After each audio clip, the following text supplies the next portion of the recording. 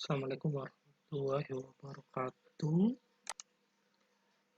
Saya akan menjelaskan mengenai asam nukleat untuk materi kimia organik 2. Ya. Bismillahirrahmanirrahim. Ya, senyawa karbon dari yang sederhana dapat membentuk suatu struktur yang kompleks yang terdiri atas beberapa miliaran atom. Jadi ini adalah metana. Nanti dia akan tersusun C membentuk banyak menjadi DNA, yaitu merupakan billion of carbon atoms. Ya. Nah, sekarang asam nukleat adalah suatu biomolekul yang termasuk asam nukleat adalah DNA dan RNA. DNA adalah deoksiribonukleik acid dan RNA adalah ribonukleik acid. Nanti ini seperti apa saya akan menjelaskan. Keduanya, DNA dan RNA adalah pembawa informasi genetik dalam sel secara kimiawi. DNA dan RNA sangat berbeda ukuran. Kalau DNA ini adalah dua untaian panjang, ya, double helix, yang juga molekul besar, ya. Kemudian RNA ini kecil, mengandung hanya single strand, ya, dengan MR sekitar 22.000. Tulisan nukleotidanya yaitu kurang lebih 60 nukleotida. Juga terdapat turun derivat lainnya asam nukleat seperti ATP, adenosin trifosfat, yang merupakan phosphorylating engine pada proses biokimia. Kemudian ada beberapa enzim yaitu ini ya, ATH, kemudian FATH, kemudian koenzim A. Semua turunan ini merupakan komponen asam nukleat pada strukturnya. Sekarang kita lihat asam nukleat itu terdiri atas 3 unsur, gula, basa, amina, dan ion fosfat. Basa amina ini adalah basa purin dan basa pirimidin, merupakan amina heterosiklik. Gula dan basa amina berikatan dengan membentuk nukleosida. Kalau gula dengan basa amina nukleosida, tapi kalau misalnya nukleotida adalah dia sudah berikatan dengan apa? Fosfat. Nah, banyaknya nukleotida membentuk polimer menjadi asam nukleat. Sehingga kalau kita dapat katakan asam amino protein, ya, protein itu adalah kumpulan asam amino yang membentuk suatu polipeptide, yaitu kalau dia sangat besar yaitu protein. Kalau asam nukleat itu adalah nukleotida, ya, seperti itu. Ikatan yang pada asam amino ini ikatan amida, ya. Kemudian kalau ikatan asam nukleat yaitu ester fosfat, ya. Nah, di sini ya, gula, ester fosfat ini adalah bahasanya. Asam nukleat DNA atau RNA suatu polimer subunit dengan nukleotida. Bahasa nitrogennya yaitu ada adenin, sitosin, guanin, dan timin dalam DNA.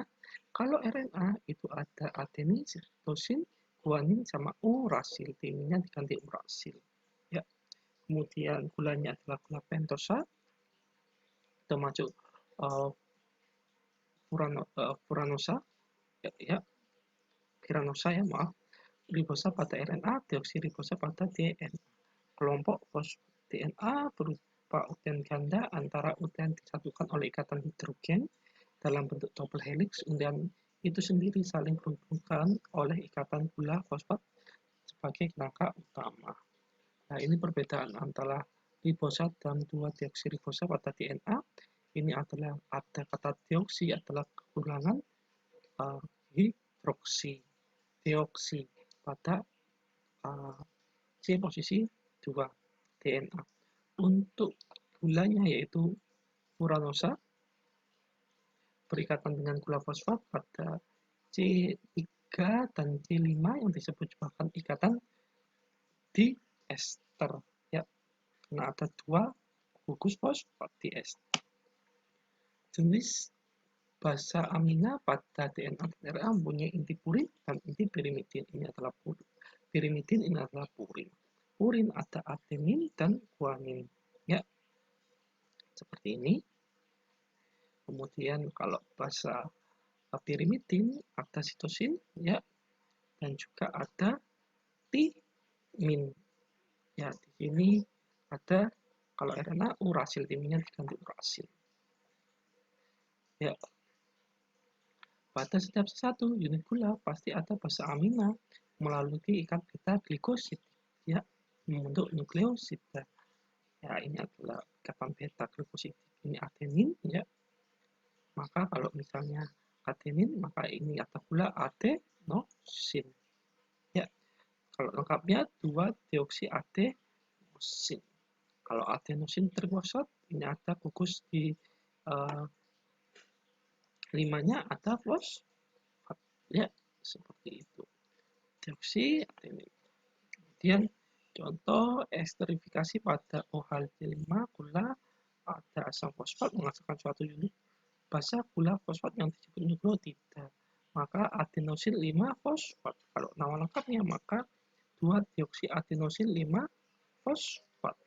Kalau trifosfat ini ada 3 fosfat. Nah, coba ini digambarkan. Kalau ini adalah hubungan DNA 2 deoksiadenosin 5 fosfat tadi berarti adenosin bentuknya seperti apa ya 2 deoksiadenosin 5 fosfat kalau seperti ini seperti apa ya digambar.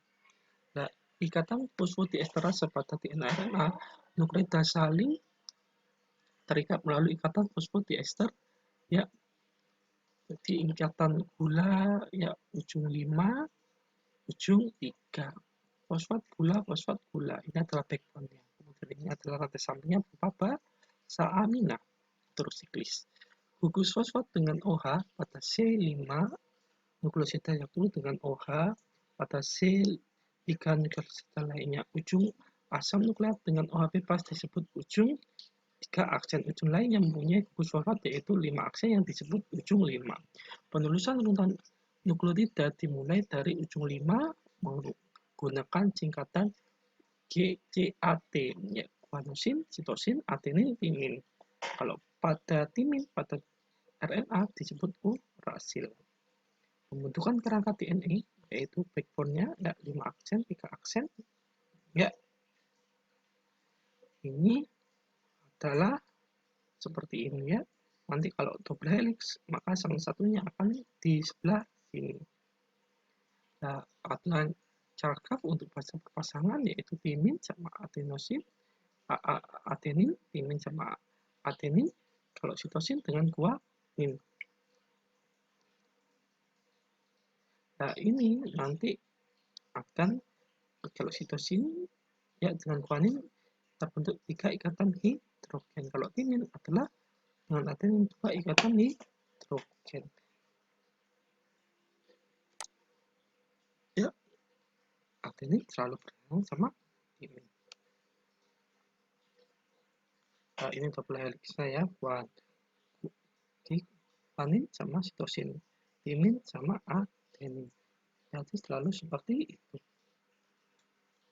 Nah, replikasi DNA membentuk double helix DNA mulai terlepas munculnya bagian basa amina. Ini basa amina akan terlepas, akan terbentuk suatu fosfat baru ya. Seperti ini nanti akan apa ya? Membentuk suatu DNA baru. Ya, rantaian nukleotida baru terbentuk susunan nukleotida merupakan komplementer dari basa amina. Terjadi double helix yang baru. Nah, dogma sentral of molecular genetics menurut Francis Crick yaitu DNA adalah menyimpan informasi dan meneruskan ke RNA. Fungsi RNA adalah membaca pesan, memberi kode, dan merupakan informasi yang didapat dari DNA untuk membuat protein. Ada tiga proses dasar yang berlangsung yaitu replikasi, transkripsi, sama translasi. Replikasi adalah proses pembuatan DNA ya sehingga informasi genetik disimpan untuk dapat diteruskan pada inti sel. Kalau transkripsi adalah proses pembacaan pesan genetik kemudian dipindah dari inti sel ke ribosom untuk disintesis protein. Kalau translasi adalah proses pembedaan kode pada pesan genetik yang dipakai untuk mensintesis protein. Ya, ini adalah penemunya Thomas Crick Chong.